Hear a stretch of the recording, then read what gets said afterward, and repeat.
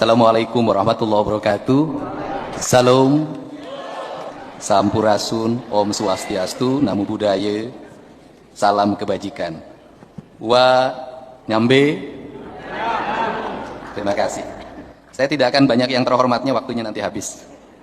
Bu Wamen, Pak Wamen, Pak Sekda, mewakili Gubernur, Pak Wali Kota, dan Nyonya Besarnya.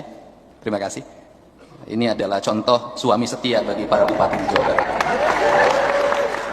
Kemudian Ketua Panitia, Dr. Amerika, terima kasih. Para pendeta, tamu dari Jepang. Penyanyi saya nggak bisa meneruskan lagu. Karena rasa dan cintanya itu bersatu. Apa sih yang hilang dalam sistem birokrasi di Indonesia? Apa yang hilang dalam pendekatan pembangunan di Indonesia dari waktu ke waktu, termasuk di daerah-daerah di Jawa Barat, adalah hilangnya rasa dan cinta. Manusia tertinggi itu etnoscience. Etnoscience itu di atas teknokrasi. Apa sih yang menjadi keunggulan orang Nusantara? Keunggulan orang Nusantara itu adalah budi pekerti. Karena keunggulannya budi pekerti, maka pendekatan pembangunan harus menggunakan rasa. Karena dari rasa lahirlah rumasa, kalau dalam teologinya orang Sunda. Rumasa itu adalah sebuah sistem sikap di mana tidak boleh meletakkan diri merasa lebih tinggi dari orang lain, meletakkan pengetahuan menganggap orang lain bodoh, dan dalam teologinya orang Islam itu digambarkan dengan Fir'aun. Apa yang ada dalam pikiran kita yang merasa pinter jadi birokrasi ini adalah menganggap kaum tradisi itu orang-orang yang tertinggal. Menganggap kaum adat itu orang-orang yang bodoh. Sehingga mereka dalam pembangunan seringkali tidak dipahami oleh kita, mereka adalah sumber pengetahuan. Maka karena mereka tidak dipahami sebagai sumber pengetahuan, leluhur tidak dianggap sebagai sumber ilmu, seluruh pengambilan keputusan teokratis dan teknokratis Indonesia, semua landasannya adalah studi. Studinya studi luar negeri. Studi luar negeri itu lebih banyak ongkosnya daripada ilmunya. Karena paling senang studi banding adalah pejabat dan anggota DPRD. Nah, itu saya dulu waktu jadi anggota DPRD, bukan orang lain. Nah, sedangkan kalau kita mau belajar, Barat yang mengajarkan kemajuan pada kita tentang bagaimana dia menentang deforestasi dan sejenisnya, dan mereka menganggap sangat memiliki pengetahuan dalam pengelolaan alam ini, sesungguhnya mereka itu telah gagal dan telah mengajarkan kerusakan pada kita. Leluhur kita berabad-abad mampu bertahan sebagai masyarakat budaya, sebagai masyarakat adat, berabad-abad. Pertanyaannya adalah, berulang-ulang saya ngomong, Indonesia merdeka sudah berapa tahun? 80 tahun. Dari 80 tahun ini penurunan sumber daya alam, hilangnya logam mulia, terjadinya kerusakan di hutan, terjadinya kerusakan di laut, terjadinya kerusakan sungai, itu udah berapa? Artinya bahwa kita dalam 80 tahun ini telah menurunkan daya dukung lingkungan, dan hampir kita tidak bisa menitipkan lagi negeri ini secara baik pada anak cucu kita. Tetapi leluhur kita, yang oleh kita, kalau orang Sunda itu dulu, kaum Wiwitan disebut kaum musyrik, itu berabad-abad mampu menjaga alam ini dengan baik, menitipkan alam ini dengan baik, tapi dia tidak merasa menjadi orang pandai. Bayangin, salah satu kebodohan kita adalah menganggap rendah pengetahuan yang bersumber dari leluhur, menganggap rendah kaum adat.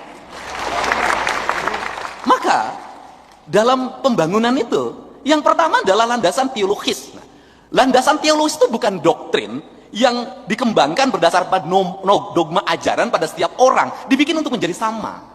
Landasan teologis itu adalah landasan nilai di mana orang membangun relasi dengan seluruh semestanya, relasi dengan ketuhanannya, dengan membangun harmoni. Maka orang Bari punya Trihite Karana, orang Sunda punya Tritangtu di Buana, saya yakin orang Papua juga punya sistem itu.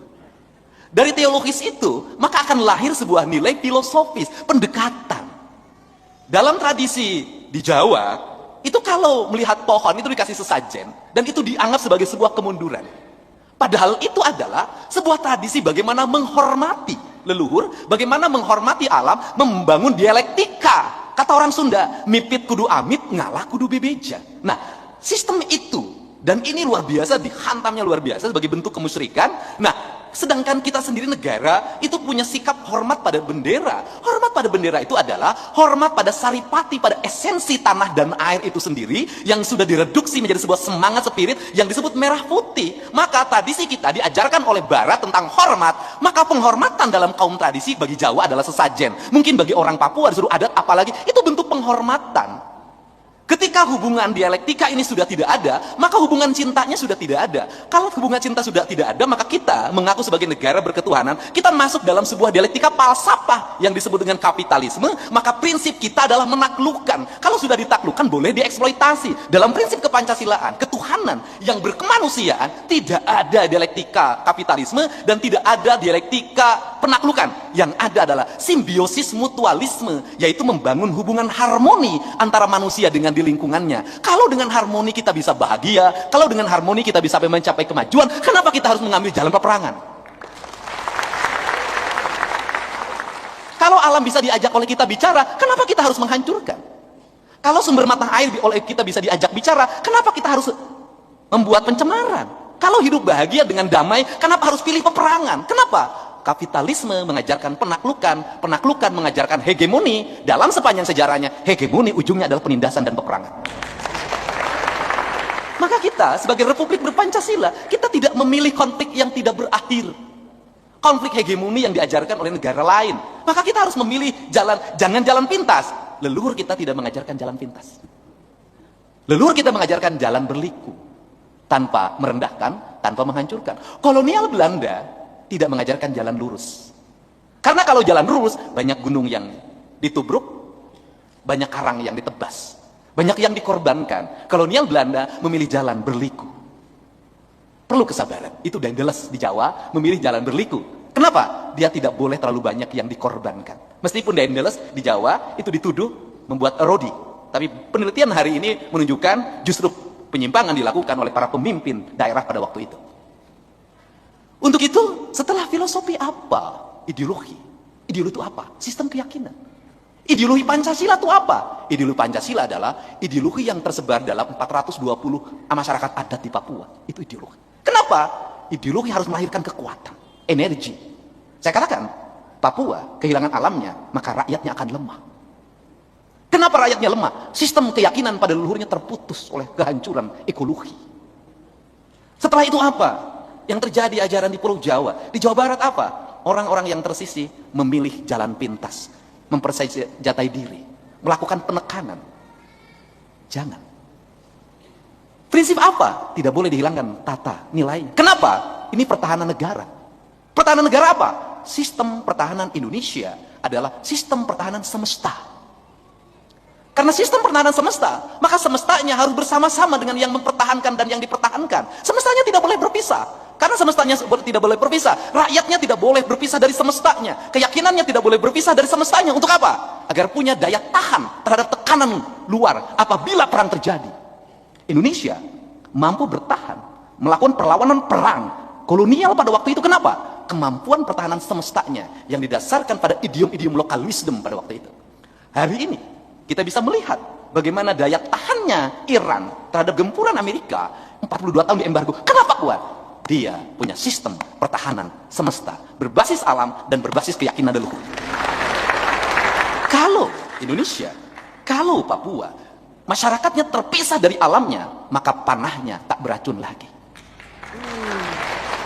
Maka larinya tidak akan keras lagi. Maka tubuhnya tidak akan bisa lagi menghadapi malaria. Maka dia tidak bisa lagi berlari di atas samudra. Kenapa? Dia sudah menjadi orang yang terasing dalam lingkungannya. Dan lingkungannya tak lagi memberikan perlindungan. Kenapa? Sudah ada yang terpisah antara manusia dengan semestanya.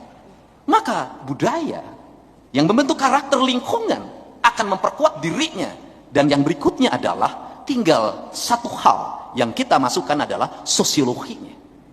Sosiologi kita sudah terbangun. Masyarakat Papua, masyarakat yang memiliki nilai sosiologis yang tinggi.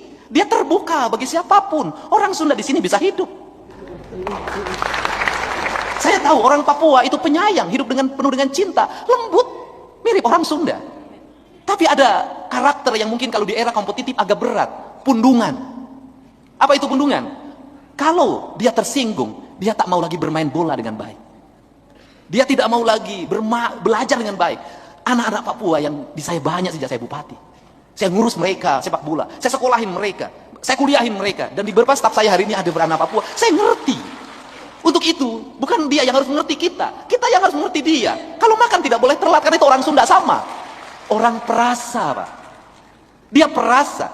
Seringkali kita memahami orang perasa sebagai orang yang kalah dan mudah dikalahkan. Tidak. Dia punya ikatan emosi yang sangat tinggi. Karena orang perasa, maka memahami Papua harus dengan perasaan lagi. Cinta harus bertemu dengan cinta. Cinta tidak bisa bertemu dengan strategi dan taktik.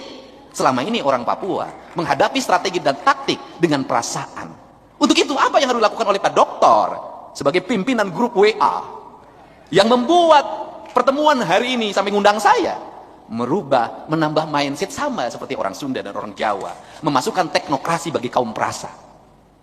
Kalau teknokrasi dipegang oleh perasa, maka teknokrasinya menjadi etnoscience. Negara lain mengajarkan teknokrasi, tapi tidak mengajarkan perasaan. Kita punya perasaan, kita punya teknokrasi. Di tangan orang-orang yang punya rasa, maka senjata tidak akan dibuat untuk menjadi perang. Senjata akan dibuat untuk kemanusiaan dan keadilan. Nah, karena hari ini yang menjadi problem dari teknokrasi, maka pendekatan Papua ke depan, tidak mungkin saya melebihi. Maka, Bu Wamen, tata ruangnya harus dikembalikan pada tata ruang yang berbasis etnoscience. Tata ruang berbasis semesta, tata ruang berbasis budaya, tata ruang berbasis energi. Kenapa? Papua dibangun untuk orang Papua. Kita belajar juga dari industrialisasi di Jawa Barat. Apa yang terjadi di industrialisasi? Selain kemajuan, pendapatan yang meningkat, ekonomi yang semakin tinggi, banyak orang yang kehilangan tanahnya. Tadinya dia merasa bangga ketika tanahnya berubah jadi industri, dia punya kontrakan, 100 kontrakan, tapi karena kawin terus akhirnya kontrakannya tinggal 2. Karena tradisi, itu tradisi. Nah, saya orang Sunda, saya ingin nyaho. Makanya saya memberikan contoh, daripada kawin terus lebih baik tidak kawin. Asalnya orang jualan di depan rumahnya itu sewa dalam waktu 5 tahun. Yang jualan itu sudah berubah menjadi pemilik rumahnya, dibeli lagi, gak boleh lagi mengulangi kegagalan di tempat kita, gak boleh lagi. Untuk itu jangan terlambat. Saya terlambat jadi gubernur sekarang, nyiapin calon manajer baru sekarang, nyiapin anak-anak masuk sekolah unggulan sekarang, dibikin menyebar tiap kecamatan baru sekarang. Terlambat sebenarnya. Papua yang belum pesat seperti Jawa Barat tidak boleh ketinggalan. Untuk itu, Bu Wamen, Pak Sekda, dan Pak Wali Kota, saya menyiapkan beasiswa untuk 40 anak Papua. Silahkan kuliah di Bandung, biaya hidupnya kami tanggung sampai dia selesai. Tapi kalau nanti saya galak-galak sama anak Papua di sana, sebenarnya bukan benci, karena kau bukan lagi bersaing dengan orang Papua, kau bersaing dengan banyak orang yang punya pikiran strategik, yang punya kebiasaan licik, punya kebiasaan licik. Untuk itu kita tidak boleh lagi mau dilicikin. Orang Papua sama dengan orang Jawa, tidak punya curiga pada orang. Semua orang baik, semua orang teman. Tahu-taunya istrinya diambil. Biar kita tahu. Ini yang harus dilakukan. Ini harus dilakukan sehingga menurut saya dimensinya ada 2 yang harus dilakukan. Yang pertama dimensi kesejahteraan, masyarakatnya harus terus didorong berbudidaya, berkemajuan, ekonominya harus terus meningkat. Saya nggak terus menjabarkan terlalu jauh, nanti salah dalam penyampaian. Yang kedua adalah menyiapkan mereka dalam masa depan. Jangka pendeknya dapurnya harus dipenuhi, jangka panjangnya anak-anaknya harus dipersiapkan. Kalau anak-anak Papua ingin maju, kuliahnya di luar Papua, biar dia terbiasa bersaing dengan berbagai ragam suku, etnis, dan bangsa. Tetapi juga jangan semuanya balik ke Papua. Kenapa? Nanti bertengkar sesama kawan. Saya tahu itu karakter.